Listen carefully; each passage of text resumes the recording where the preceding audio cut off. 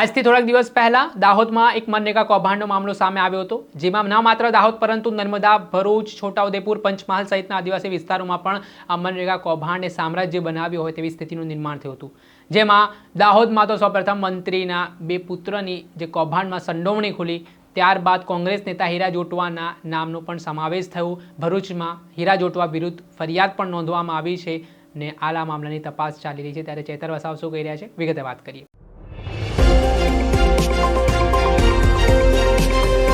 નમસ્કાર દર્શક મિત્રો, સ્કાયનેટ મીડિયામાં આપનું સ્વાગત છે। હું છું ફૈદન। મનરેગા કૌભાંડે આદિવાસી વિસ્તારનું રાજકારણ ગરમ કર્યું છે। આ મામલે ડેડિયાપાડાના ધારાસભ્ય ચેતર વસાવા લડી લેવાના મૂડમાં પણ દેખાઈ રહ્યા છે। નંદાજી તેમના દાવા પ્રમાણે આ કૌભાંડ છે તે 2500 કરોડ રૂપિયાની આસપાસનું કૌભાંડ છે। આ મામલામાં તેમણે ભારતીય જનતા પાર્ટી અને કોંગ્રેસ ભાઈ હોય તે પ્રકારના આરોપો કર્યા છે ને જે રીતે થોડાક સમય પહેલા મંત્રી બચુ ખાબડના પુત્રની ધરપકડ થઈને ત્યારબાદ કોંગ્રેસના નેતા હીરા જોટવાની પણ ભરૂચમાં મનરેગા કૌભાંડમાં ધરપકડ થઈ છે, તેને લઈને તેમણે સ્ફોટક નિવેદન આપ્યું છે અને શું વાત કહી છે તે સાંભળી લો।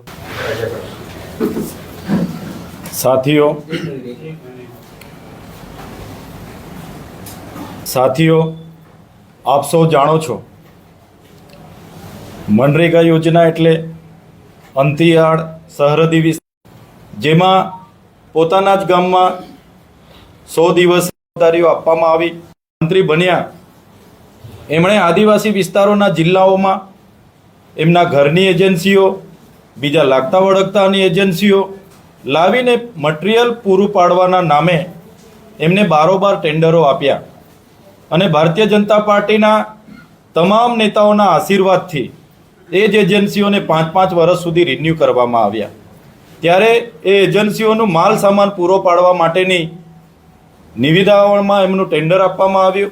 ત્યારે આ એજન્સીઓએ કોઈ પણ જગ્યાએથી રેતી, કપચી, સિમેન્ટ કે સળિયાની ખરીદી કર્યા વગર કે કોઈ પણ સ્થળ પર મટીરિયલ નાખ્યા વગર એમણે એમની એજન્સીઓમાં જીએસટી વગરના, રોયલ્ટી વગરના, સરકારમાં પણ રોયલ્ટી જીએસટીની ચોરી કરીને પોતાના એપી સેન્ટરોમાં બેસીને કરોડો રૂપિયાના બિલો બનાવ્યા। સ્થાનિક નેતાઓને સાથે રાખીને અધિકારીઓ પર અમુક પ્રકારના દબાણો લાવીને, અમુક અધિકારીઓને અમુક ટકાવારી આપીને બારોબાર તમામ જિલ્લાઓમાંથી કરોડો રૂપિયા એજન્સીઓના ખાતામાં જમા થયા। જે પ્રકારે અમારા પર લોકોની રજૂઆતો આવી, અમે એ એજન્સીઓમાં જમા થયેલા ચેક નંબરો, તારીખો, એની રકમો સહિત તમામ જિલ્લાઓમાં અમે રજૂઆતો કરી, સન્માન્ય ગૃહમાં અમે માંગ કરી। ત્યાર પછી પણ આ ગુજરાતની સરકાર જાણે એમને છાવરવાનું કામ કરતી હોય એવું અમને લાગી રહ્યું છે। આજે પણ એમના મંત્રીને એમના સરકારી કામો, ચાહે પીએમના હોય, સીએમના હોય, એમાં કેબિનેટમાં એમને બોલાવવામાં આવતા નથી। હમણાં શાળા પ્રવેશોમાં પણ એમને બોલાવવામાં નથી આવ્યા। પણ સરકાર આજે પણ દાહોદ હોય, પંચમહાલના જાંબુઘોડા હોય, ત્યાં આજે પણ એસઆઈટીની એમણે રચના નથી કરી। અને અમે તો 19 પંચાયતના પુરાવા આપ્યા હતા। દાહોદના દેવગઢ બારિયા ધાનપુર તાલુકાના માત્ર 3 પંચાયતોમાં તપાસ કરતા 71 કરોડનું કૌભાંડ બહાર આવ્યું અને તપાસ પણ હવે આગળ ચાલી નથી રહી। ત્યારે આ જ પ્રકારના કૌભાંડો એમના ભરૂચમાં થયા। ભરૂચમાં પણ અમે કીધું ત્યારે અમુક જ તાલુકાની જ્યાં અમે સૂચનો કર્યા ત્યાં તપાસ થઈ છે, તેના પણ બીજા તાલુકાના તપાસો હજુ પણ નથી થઈ। એ જ પ્રકારે નર્મદામાં કૌભાંડો થયા। એ જ પ્રકારે પંચમહાલ જિલ્લાના જાંબુઘોડા તાલુકામાં માત્ર 42,000ની વસ્તી છે। ભારતીય જનતા પાર્ટીના જિલ્લા પ્રમુખની પોતાની એજન્સીમાં, પોતાના પંથની, પોતાના ડ્રાઈવરના નામની એજન્સીમાં 300 કરોડ રૂપિયા જમા થયા છે અને ત્યાં સ્થળ પર કામો નથી કે કોઈ જગ્યાએ મટીરિયલ નથી પૂરું પાડ્યું। આજે તેમને પણ છાવરવા માટે આજે જે એ જ ભ્રષ્ટાચારમાં જે અધિકારી હતા એને જ તપાસ સોંપીને એના પર ભીનું સંકેલવા માટે ભારતીય જનતા પાર્ટી આગળ વધી રહી હોય એવું અમને લાગે છે।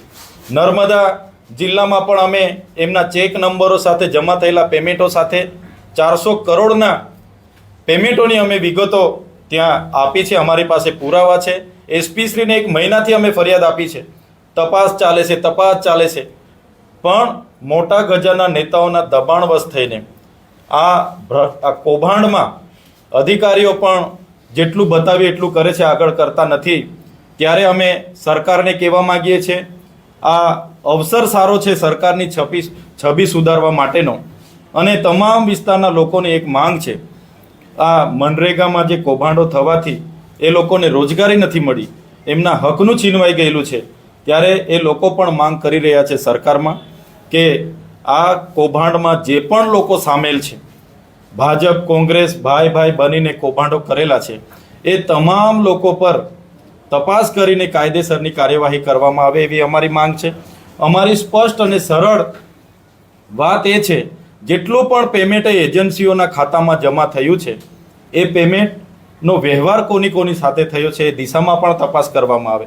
એમણે જો મટીરિયલ નાખ્યું હોય તો કઈ એજન્સીમાંથી સિમેન્ટ લીધી, કપચી લીધી, રેતી લીધી, કઈ રજિસ્ટર ગાડીથી ત્યાં મટીરિયલ નાખવામાં આવ્યું એ દિશામાં પણ તપાસ કરવામાં આવે એવી અમારી માગણી છે.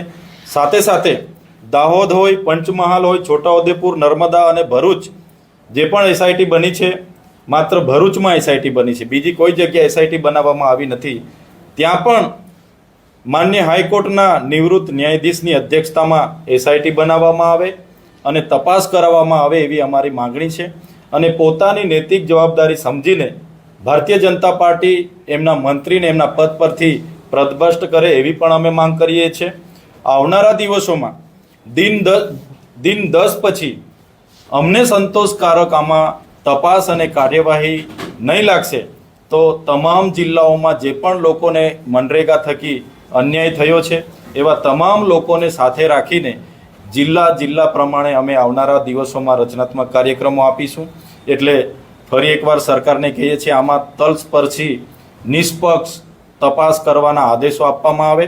ગરીબોના હકના નાણાં છીનવાયેલા છે, સરકારના કરોડો રૂપિયા નાણાં ખેરવી લેવામાં આવ્યા છે.